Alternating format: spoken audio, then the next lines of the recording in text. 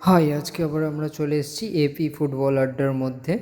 ইন্ডিয়ার মধ্যে কলকাতার থেকে বড় ফুটবল ফ্যান তোমরা কোথাও পাবে না। কলকাতায় ফুটবল খেলাটা একটা ধরম, একটা চিহ্ন কলকাতার। ইস্ট বেঙ্গল মোহনবাগান, এটা দুটো ক্লাব না, এটা দুটো একটা দুনিয়া। তুমি কলকাতার যে কোনো ঘরে চলে যাও, তুমি জিজ্ঞেস করো যে ইস্ট বেঙ্গল ইয়া মোহনবাগান, এটাতে তোমাদের সম্পর্ক গড়ে তুলে দিতে পারে এবং তোমাদের সম্পর্ক ভেঙেও দিতে পারে। একটা দিন ছিল সল্টলেক স্টেডিয়ামে 1 লাখ লোক বসতো, 1 লাখ।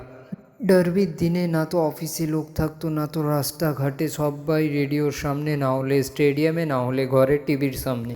আমাদের দাদুরা আমাদের এখানে ওই টিম সাপোর্ট করা শিখিয়েছে, যেই টিম ওনাদের বাবারা ওনাদের এখানে সাপোর্ট করা শিখিয়েছে। কোনো তখনকার দিনে ইলেকশন ছিল না, এটা তখন মাঠের মধ্যে একটা লড়াই ছিল। আর তারপর আস্তে আস্তে ক্রিকেট এলো, আইপিএল এলো, তারপর ফুটবলের থেকে আস্তে আস্তে ক্রিকেট শিফট হয়ে গেল। পয়সা ফুটবল থেকে ক্রিকেটে গেল, খবরের কাগজ থেকে ফুটবলের নাম উঠে গেল, স্পন্সর ফুটবল থেকে ক্রিকেটে গেল। ইয়াং জেনারেশনে মেসি আর রোনাল্ডোকে সবাই মনে রেখেছে, কিন্তু বাংলার গর্বগুলো কি কেউ আজকে বাংলার নতুন জেনারেশন মনে রাখছে না। যেমন চুনি গোস্বামী আর পিকে ব্যানার্জির নাম কেউই জানে না। কলকাতার ফুটবল মরে যায়নি, কিন্তু নিঃশ্বাস অনেক কমে গেছে আগের থেকে। এই শহরটা ফুটবলের একদিন রাজধানী ছিল, সেই আজকে নিজের আস্তে আস্তে পরিচয় হারিয়ে ফেলছে।